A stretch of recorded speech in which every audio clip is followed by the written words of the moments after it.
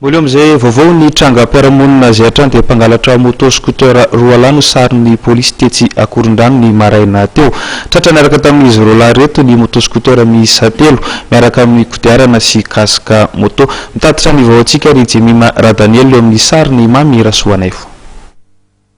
Mbola mirongatra trano tandrenivohitra ny fangalarana moto scooter irony. Mpangalatra moto scooter roa lahy no sarin'ny polisy avy etsy Akorondrano io maraina io. Tamorora sasany maraina no hitan'ny polisy nanosika moto izy roa lahy miaraka tamin'ny namany iray ary narahana ny nalehan'izy ireo.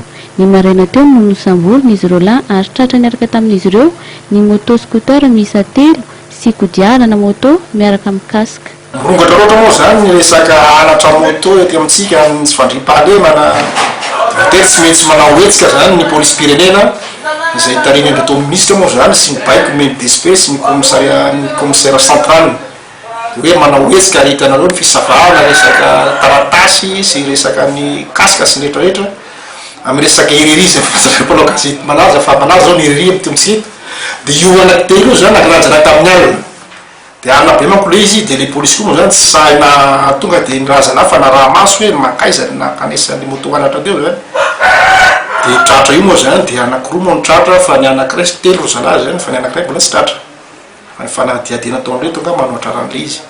Manao antsoavam-ponina ny mpitandro ny filaminana hifanometanana amin'ny fanomezana vaovao sy ny fanamorana ny fisamborana ireo olon-dratsy.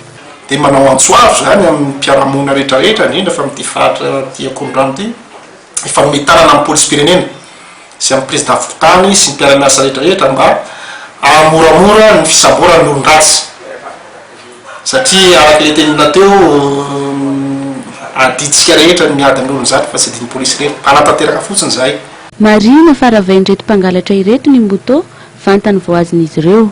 Profon'izany le moto iray izay efa niala ny kodiarana ary efa teo ampandravana ny vatan'ilay moto izy ireo no tratran'ny mpitandro ny filaminana. Mbola atao fanadihadiana etsy amin'ny poste de police Akorondrano izy ireo lahy ireto ary mbola hitoy ny fisamborana ireo namany hamongorana ireo mpanao ratsy. Miantso ihany koa ireo olona very moto mba hitondra ny taratasy fanamarinana eny amin'ny poste de police Akorondrano ny chef de service.